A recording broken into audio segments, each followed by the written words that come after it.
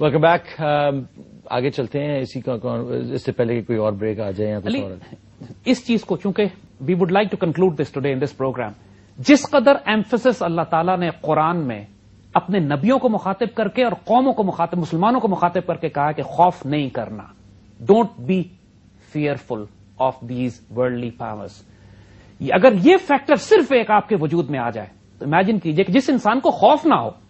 کشمیری مسلمانوں کو دیکھو، نہتے ہیں، خالی ہاتھ ہیں، 11 لاکھ انڈین آرمی ان کے آگے پیچھے گھوم رہی ہوتی ہے، ان کو خوف نہیں ہوتا.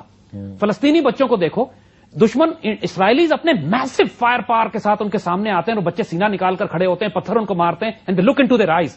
یار ایک دفعہ خوف ختم ہو جائے نا، اس سے زیادہ طاقتور انسان کائنات میں کوئی نہیں ہے. اور انسانوں کے پاس بڑی بڑی طاقتیں، سپر پاورز کی فورسز بھی ہوں، اگر دل خوف میں مبتلا ہے اس کے، تو اس سے زیادہ بزدل انسان کوئی نہیں ہے. So basically what you're trying to say is fear is next to God. سب سے بڑا شرک کائنات میں خوف ہے.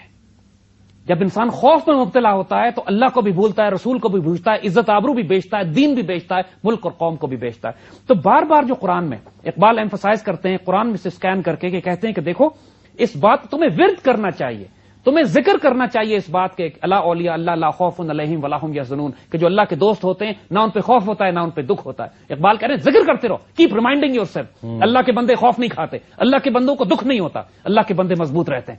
امیجن کیجئے، look at this what he is seeing, کہ اپنی پوری قوم کو یہ ذکر یاد کرا دو کہ لا خوف علیہم ولا هم یحزنون. یاد رکھنا، اس بات کو بھولنا نہیں. اور پھر جب اللہ نے موسیٰ علیہ السلام کو فرعون کے پاس بھیجا، یہ جو واقعہ اتنا بڑا قرآن میں ذکر کیا گیا کہ فرعون اپنے جادوگروں کے ساتھ آیا، اپنی اسپرچل نیگیٹو فورسز کے ساتھ آیا. جادوگر ہی آئے تھے اس کے مقابلہ کرنے کے لیے نا. اور موسیٰ علیہ السلام اپنی چھڑی پھینکتے ہیں اور وہ سارا ان کو اس واقعے سے پہلے اللہ تعالیٰ نے بھیجا تو کیا کہا؟ لا تخف، گھبرانا نہیں، ان اللہ انی معکم اسمع وارا، میں آپ کے ساتھ ہوں، دیکھ بھی رہا ہوں، سن بھی رہا ہوں. جس طرح حضور نے حضرت ابوبکر صدیق کو فرمایا تھا لا تحزن، گھبرائیے گا نہیں، پریشان نہ ہوئیے گا. اور اللہ تعالیٰ نے کہا موسیٰ کو لا تخف، گھبرائے مت.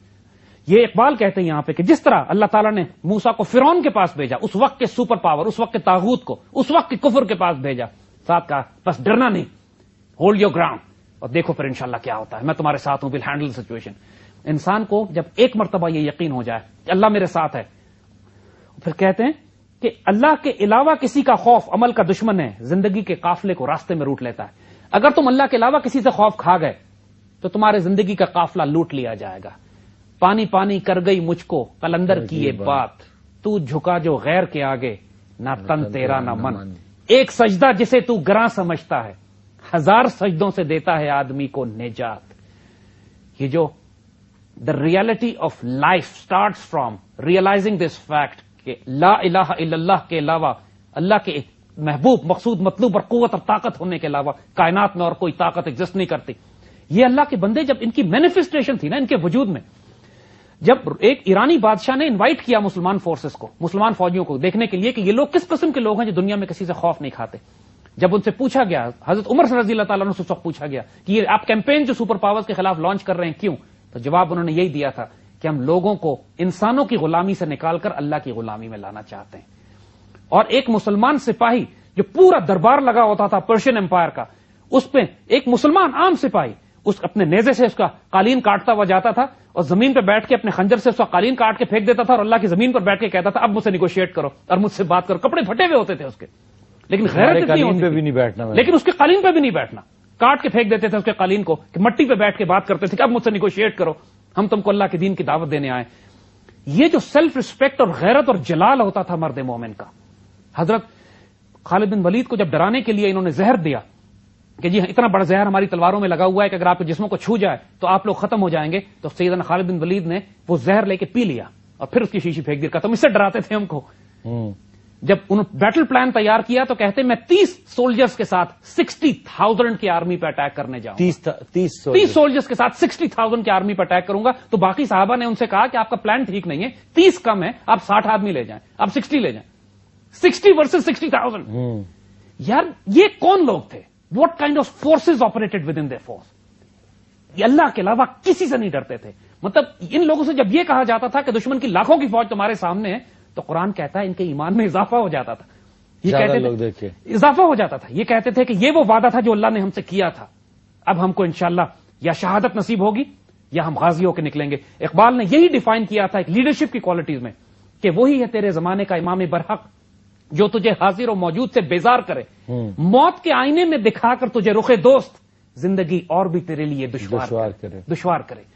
تو یہ جب ایک شخص کو موت کے آئینے میں اپنے رخ دوست نظر آنے لگتا ہے، جب اس کو یہ پتا ہے کہ مرنے کے بعد میں نے رب کے پاس جانا ہے، اللہ کے رسول کی صحبت میں بیٹھنا ہے، انبیاء صدیقین شہداء اور صالحین کے ساتھ ہونا ہے، تو وہ اتنا بے چین ہوتا ہے اس دنیا کو تبدیل کرنے کے لیے، بے چین ہوتا ہے اپنی جان قربان کرنے کے لیے، کہ جب مسلمانوں نے اس وقت بھی رومن اور پرشین امپائرز نے جب پوچھا کہ آپ لوگ کس لیے آئے، تو سیدنا خالد بن ولید نے فرمایا تھا کہ میں ایسے لوگ تمہارے پاس لے کر آیا ہوں کہ وہ موت سے اس طرح محبت کرتے ہیں جیسے تم لوگ زندگی سے محبت کرتے ہو، کیونکہ موت کے آئینے میں دکھا کے تجھے رخ دوست، زندگی اور بھی تیرے لیے دشوار کرے۔ یہ وہی کر سکتا ہے جو مرد آزاد ہو، مرد دلیر ہو، غیرت مند ہو، جو ڈر کو جس کے پاس خوف نام کی کوئی چیز نہ ہو، اس کو یہ فیکٹر نہ ہو کل میرے بچے کیا کھائیں گے، میرا رزق کہاں سے آئے گا، وہ اللہ کے بھروسے پہ ہوتا ہے، رب کے ساتھ ہوتا ہے، اس کو رب کے رزاق ہونے پہ بھی یقین ہوتا ہے، اور زندگی اور موت رب کے ہاتھ میں اس کا بھی یقین ہوتا ہے، اور عزت و ذلت بھی اللہ کے ہاتھ میں اس کا بھی یقین ہوتا ہے۔ جب یہ قوم میں یہ غیرت پیدا ہوتی ہے، پھر کیا سپر پاور، کیا رشیا، تو کیا امریکہ، تو کیا دنیا کی طاقتیں، وہ پاکستان انشاءاللہ جس میں یہ غیرت ہوگی دنیا کو لیڈ کرے گا انشاءاللہ تعالیٰ۔ ایک کال لیں گے اس سے پہلے کہ ہم بریک پہ جائیں۔ ہیلو، السلام علیکم۔ السلام علیکم جی، کون صاحب؟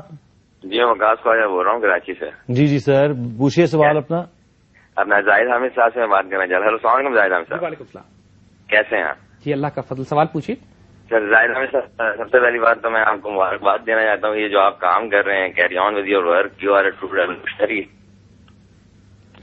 جی سوال پوچھیے سر۔ سر میں آپ سے یہ پوچھنا چاہ رہا ہوں کہ غزوہ ہند کے بارے میں جو حدیث ہے حضور صلی اللہ علیہ وسلم میں، سب سے پہلے تو اس کے بارے میں، اور دوسری بات یہ کہ آپ آل سعود کی جو فیملی ہے، سعودی عربین فیملی جو ہے، اس کے بارے میں آپ کچھ کہنا پسند کریں گے آپ؟ Thank you ji for your question. To be honest ہم اس کی فیملی کے بارے میں کچھ کہنا پسند نہیں کریں گے۔ We don't really like them as much as we can kill them or out them or whatever, and let's take a break.